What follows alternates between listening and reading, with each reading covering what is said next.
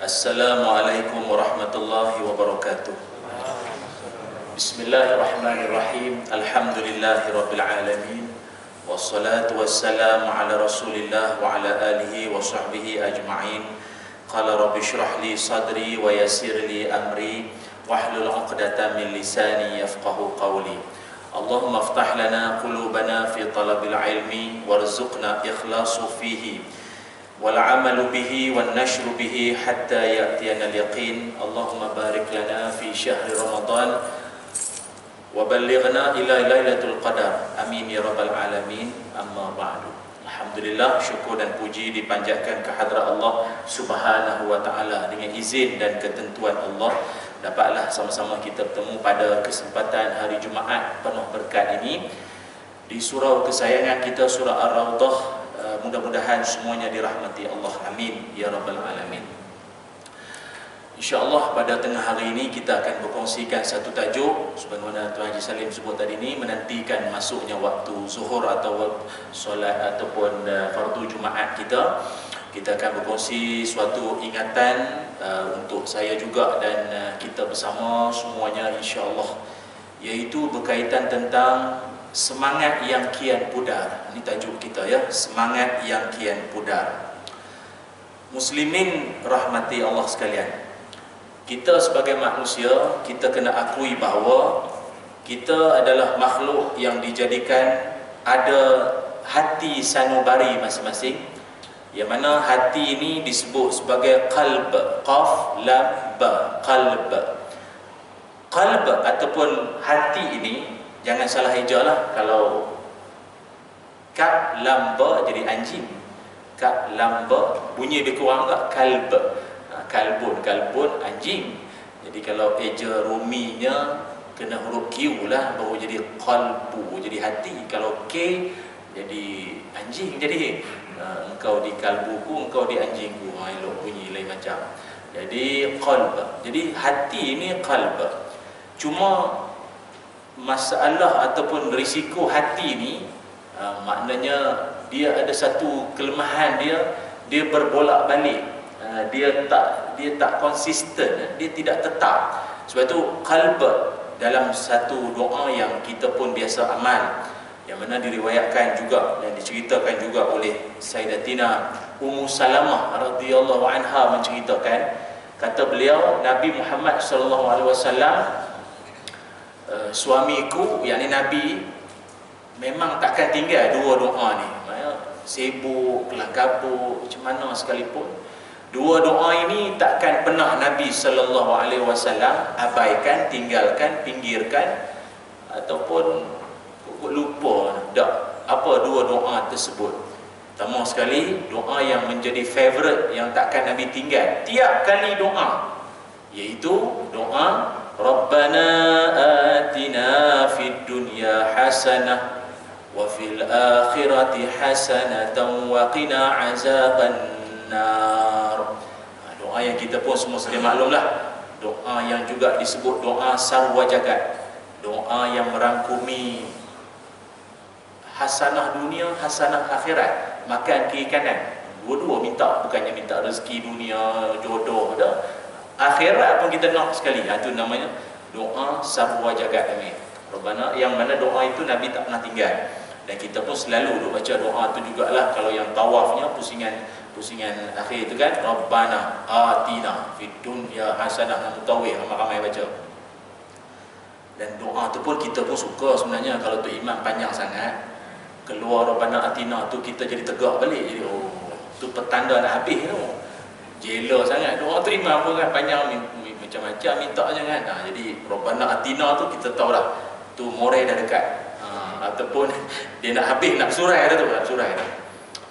Tapi ada satu lagi doa yang saya ingat, taklah kata rare sangat, tapi ramai orang tak tahu. Nabi tak pernah tinggal doa ni. Tiap kali kalau Nabi menadah tangan, doanya apa dia? Ni isteri Nabi cerita sendiri, iaitu doanya, Ya muqallibal qulub tsabbit qalbi ala dinik.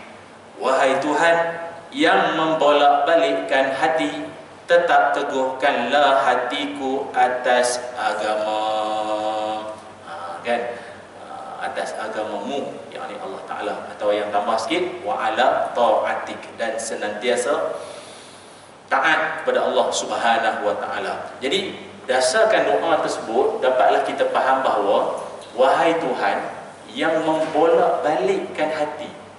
Jadi daripada situ kita fahamlah bahawa hati siapa-siapa pun, dia tu mufti ke ulama ke tok syekh mana, fasahibul faqih syekh nak sebut bukan menyembuh bunyi itu, takkan terlepas daripada hatinya. Kadang-kadang dia akan ada berubah, dia akan ada, ataupun kita kata dia tak tetap, dia tidak konsisten hatinya itu memang diakui sendiri.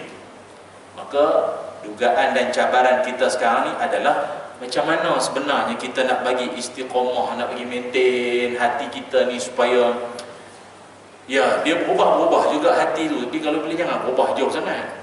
Berubah-ubah pun ujung-ujung dia ingat ke Allah Ta'ala lagi. Jangan dia menyimpang jauh sangat kan. Macam mana nak buat tu? Macam mana nak buat?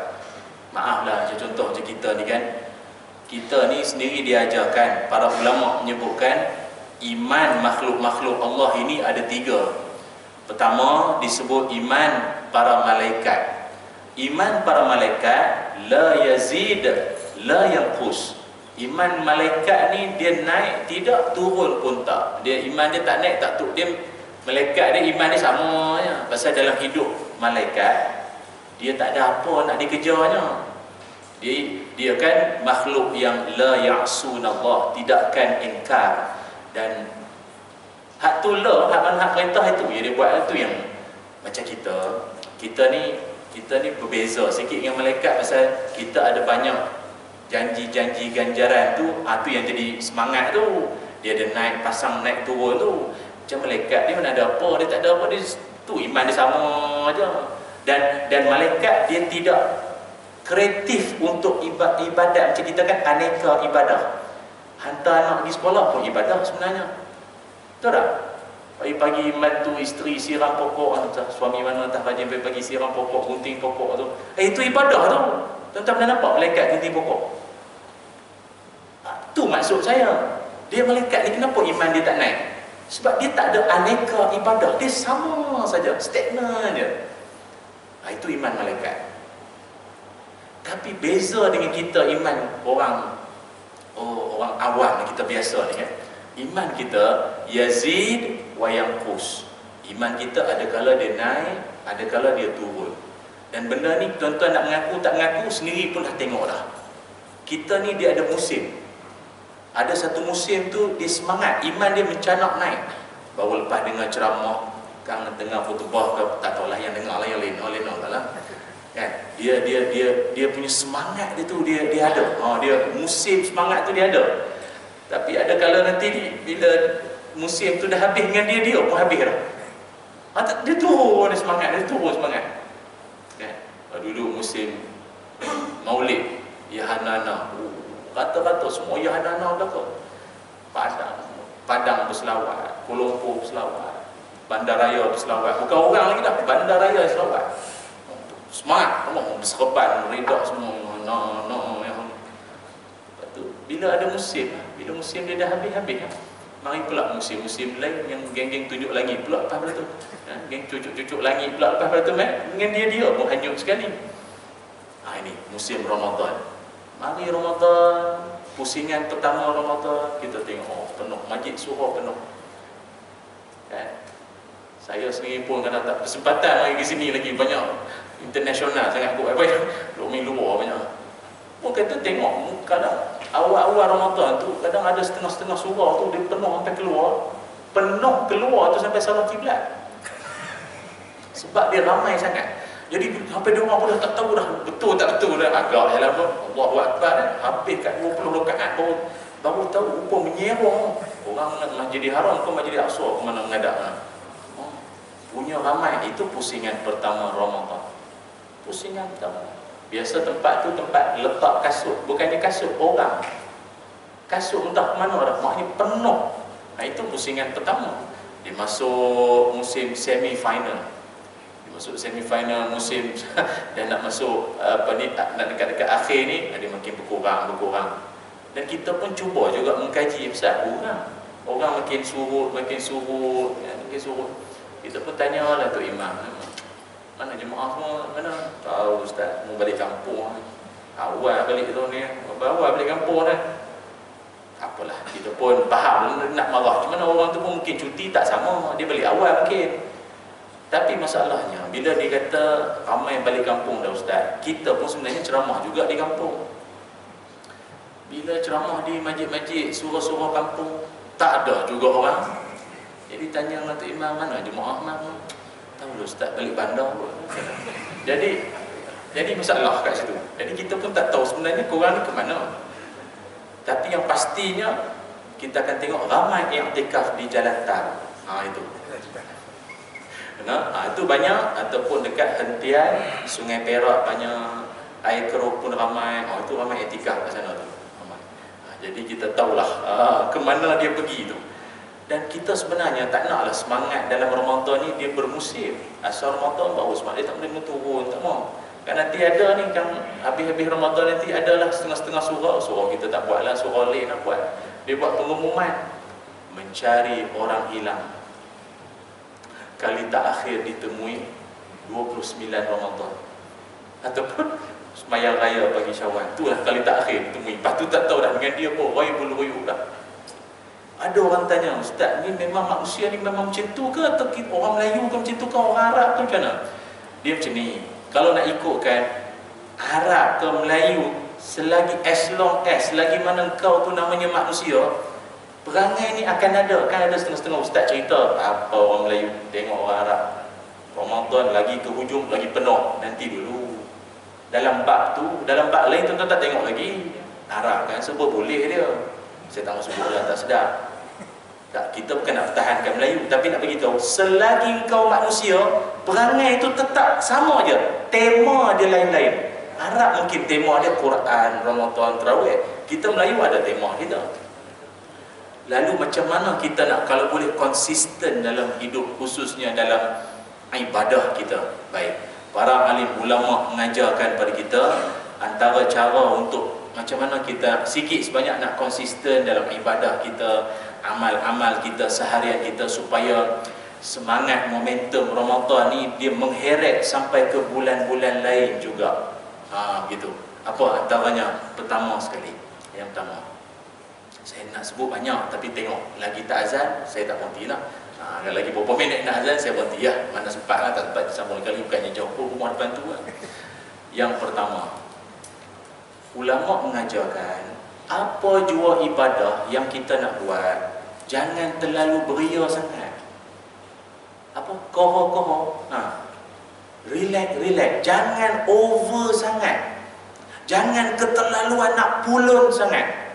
Betul, 10 akhir ni bukan kita saja, dengan Nabi pun sama. Memang Nabi mengikat kain jauh pada isteri semua. Maknanya nak fokus ibadah saja. Betul. Fokus.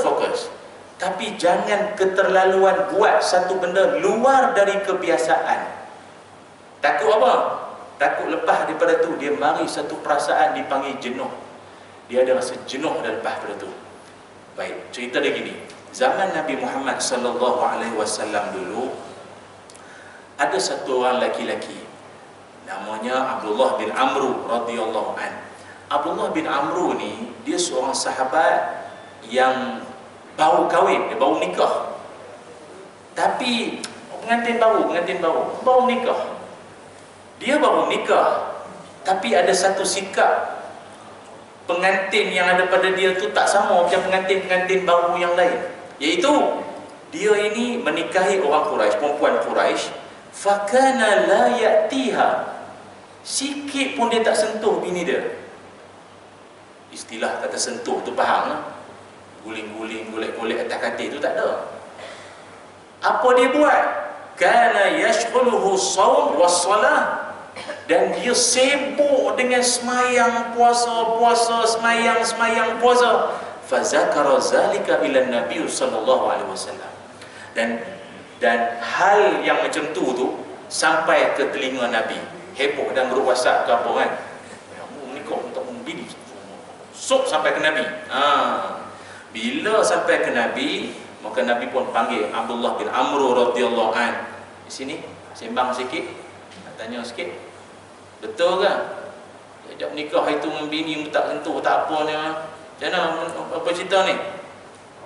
Dia kata, ya Rasulullah, saya ni memang daripada muda lagi, jenis saya memang suka ibadah. Jadi kalau nikah pun saya tetap maknanya kalau duduk dengan isteri pun duduk teringat semayang saya, duduk teringat saya punya ibadat saya tu, yang tu.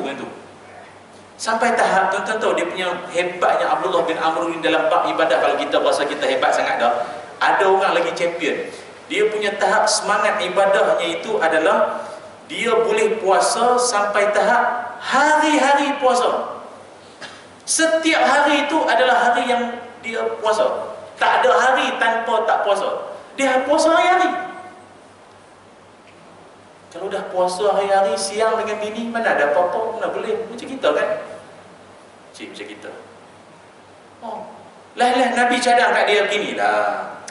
Nabi kata kat dia, sumi kulli syahrin salasata ayyam. Kau ni kalau nak puasa sekalipun, sebulan 3 hari cukup lah. Hari-hari putih tu kan, 13, 14, 15, cukup lah. Hari-hari sangat, 3 hari, sebulan 3 hari. Dia kata, inni utiqu aksaru min zalika. Ya Rasul, saya boleh buat lebih daripada tu. Takkan sebulan 3 hari, saya boleh buat lebih daripada tu. Tak, sekarang ni Nabi sendiri minta pada dia, kau buat sebulan 3 kali cukup. Gagah nak tiap-tiap hari sangat, sampai bini tak terabai semua. Jangan macam tu. Dan Abdullah bin Amr juga tahap dia boleh khatam Quran tiap-tiap hari. Tiap-tiap hari. Kita baru khatam ni pun nyombong dah jumpa kawan. Dia boleh tanya kawan, kau dah khatam belum? Belum ni? Lambat. Itu orang masa 17 Ramadan settle. Dia tak tahu Abdullah bin Amr hari-hari khatam. Hari-hari khatam Quran. Tuan-tuan rasa pelik tak? Orang yang boleh khatam Quran dalam tempoh 1 hari. Orang kata zaman sahabat dulu mungkin kot. Tak. Di Pondok Kecamatan Karas, Jawa Timur, sebelum Covid dulu kan viral WhatsApp. Dia orang boleh sembahyang tarawih 8 jam, 20 rakaat tambah 3 witir. 3 rakaat witir. Dan 20 rakaat dan witir itu khatam tiap-tiap malam. Mula pukul 7 malam, habis pukul 3 pagi. Kita habis tarawih kan moreh. Dia orang habis tarawih sahur. Dan dia orang kata itu malam-malam hujung minggu, esok cuti malam tu. Dah, tiap-tiap malam. Yang datang tu bukannya muda sangat pun, bengkok dah pun. 20 rakaat dan witir 30 juzuk tiap-tiap malam. Saya ingat kalau kita lah salah seorang jemaah dia, kalau duduk saf paling depan, menyesal. Siap tanya kawan sebelah, Petronas mana dekat? Nak pergi cari surau Petronas tu. Orang tak biasa. Dia orang tu memang tahap jiwa tu, kau jangan cakap apa lah, dia nak buat sampai habis lah. Tak berganjak orang tu. Asyik. Tak apalah, tu dia orang. Kita ambil semangat, sudahlah. Yang 8 ni pun ambil semangat je lah. Jadi dia kata, ya Rasul, saya boleh khatam tiap-tiap hari Quran. Nabi kata, ini Nabi sendiri pesan. Nabi SAW, Nabi bagi cadangan kat dia supaya iqra'ul Quran fi kulli syahrin, iqra'u fi 15. Macam inilah. Kau khatamlah Quran tu 2 minggu sekali. Maknanya sebulan berapa? 2 kali.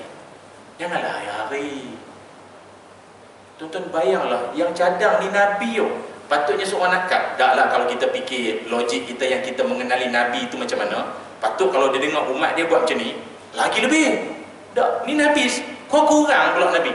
Menunjukkan Nabi ni faham sifat kemanusiaan. Agama ni bukan sampai suruh memberat-berat macam tu. Dia kata tak boleh ya Rasul, saya tak boleh. Takkan sebulan 2 kali je khatam. Orang dah biasa tiap-tiap hari tiba macam jam jadi yo. Macam mana buat ni? Lah kali Nabi kata, kalau kau macam ni lah, paling-paling pun kau tak tahan sangat, rasa macam sikit sangat, sebulan 2 kali khatam, setiap 3 hari sekali khatam.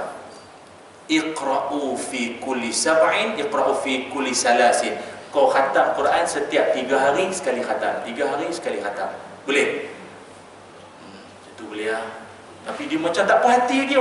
Masa macam 3 hari sekali khatam. Aduh. Kalau budak-budak sekarang kata apa barang? Apa barang 3 hari sekali tak sampai. Tak sampai. Oh, dia macam tu punya semangat. Tuan-tuan bayanglah, ya Allah, sahabatlah. Namun, ini yang sedap. Di hujung, Nabi Muhammad SAW telah memberi satu pesanan. Yang pesanan ini saya ingat bukan setakat apa kata orang, sentak jiwa sahabat dengan kita-kita yang akan saya sebut ni pun, dengan jiwa-jiwa kita pun akan lah, betul lah Nabi dah lama cakap, patutlah kita kadang macam tu, kadang kita macam ni. Dengar Nabi SAW bersabda, Nabi kata, inna likulli amalin syiratan wa likulli syiratin fatratun. Nabi kata, setiap amalan kita yang kita duk buat ini, dia akan ada musim-musim semangat. Apa jua ibadah yang kita buat, dia ada musim-musim semangat. Okay? Kita pun pernah dengar rakan-rakan mana-mana selebriti artis yang berhijrah, baru berkopiah, dah bertudung, lepas pada tu nampak dia tak berhenti, dia bagi sumbangan sana, sumbangan sini. Umrah seminggu berapa kali pergi? Seminggu berapa kali? Sebulan berapa kali pergi? Setahun berapa kali pergi? Sejak dia berhijrah tu. Faham tak? Ibadah ni, dia ada masa dia memang semangat. Nabi kata, manisnya ibadah ni, dia ada masa tu dia memang semangat. Ada orang kadang dia semangat dengan majlis ilmu. Kita ceramah, habis ceramah dia datang jumpa, Ustaz, lepas ni Ustaz ceramah kat mana, saya nak ikut. Macam tu sekali, kau tak puas ke tadi? Tak, saya nak dengar lagi. Dia syok lagi. Tak, tajuk sama aja. Nak.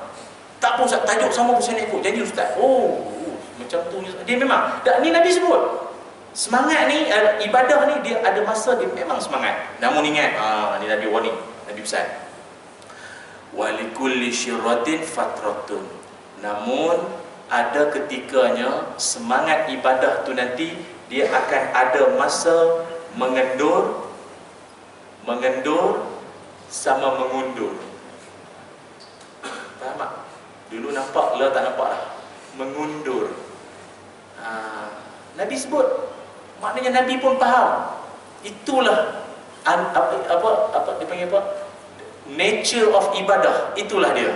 Ada masa dia memang semangat sungguh. Kita mana ada orang semangat sampai meninggal? Tak ada. Dia akan ada masa naik turun.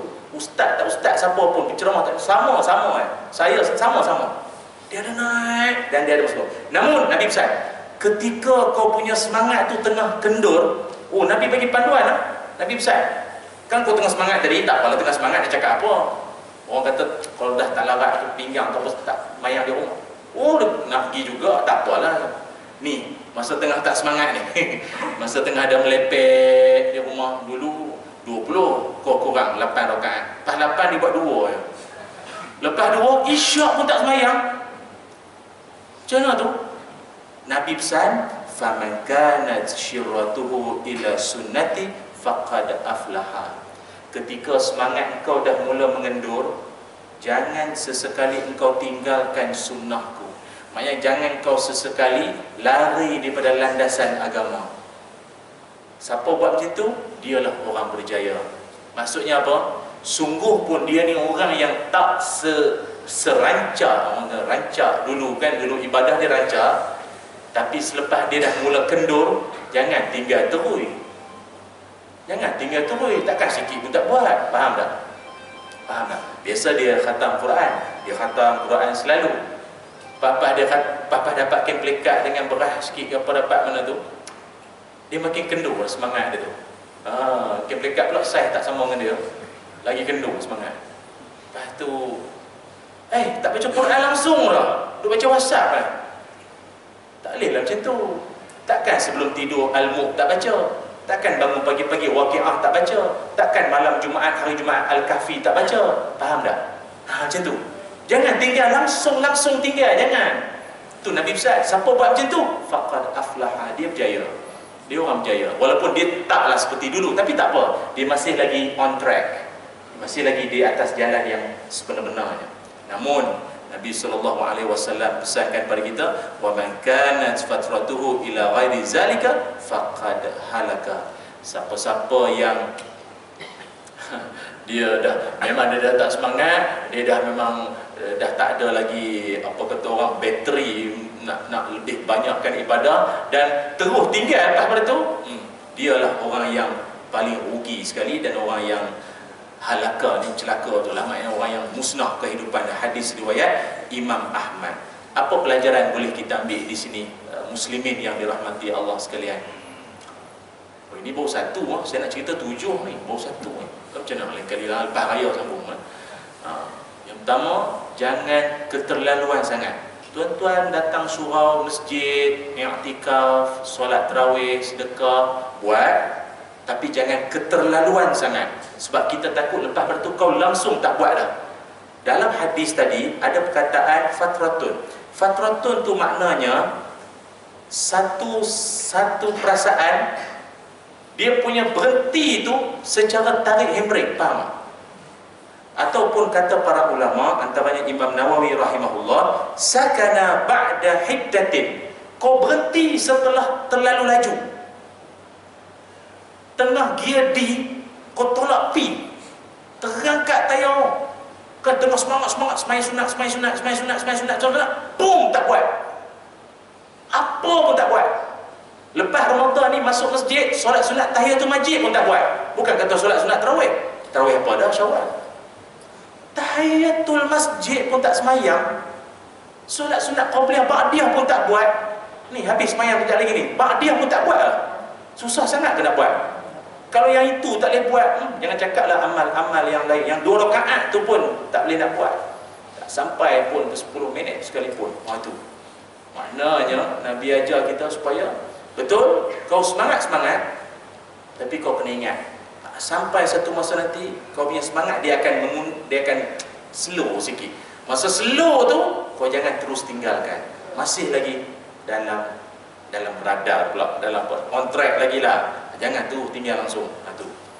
Ini. Maka Nabi SAW, disebabkan Nabi sangat memahami kita semua, ini merupakan salah satu ajarannya. Ataupun dipesankan juga satu kata-kata yang lain, sawabul hasanah al-hasanatun ba'daha. Ada juga orang tanya, Ustaz, apa tanda amal-amal kita di sepanjang Ramadan ni Allah Ta'ala terima? Dengar baik-baik ayat ini. Sawabul hasanah al-hasanatu ba'daha. Hasil daripada satu-satu ibadah adalah kebaikan setelah ibadah tu dilaksanakan. Apa maksudnya? Tuan-tuan nak tahu tak, kita punya ibadah sepanjang Ramadan ni Tuhan terima ke tak? Salah satu daripada tanda dia ialah ibadah kita dalam Ramadan ni, dia akan memberanakkan ibadah yang lain di bulan-bulan lain. Disebabkan tuan-tuan ni rajin sangat sponsor orang buka puasa, iftar, bagai-bagai lagi. Lepas Ramadan nanti, masuk Syawal dan seterusnya, penyakit tak kena. Perangai suka duk sponsor orang tu masih terbawa-bawa lagi ke bulan lain. InsyaAllah amal kita dalam Ramadan Tuhan terima. Jenis suka sangat baca Quran dalam Ramadan, maka lepas Ramadan terbawa-bawa lagi, terheret lagi perangai suka baca Quran tu, sikit sebanyak bacaan Quran kita Allah Ta'ala terima. Itulah sikit sebanyak. InsyaAllah pesan untuk saya yang banyak kekurangan ini dan banyak dosa, dan kita semua yang mendengar, moga Allah Ta'ala menerima kita. Dan kalau ini adalah Ramadan terakhir kita, buatlah sehabis baik di pusingan akhir di bulan Ramadan Al-Mubarak ini. Aqulu qawli hadha wa astaghfirullahalazim li wa lakum. Assalamualaikum warahmatullahi wabarakatuh.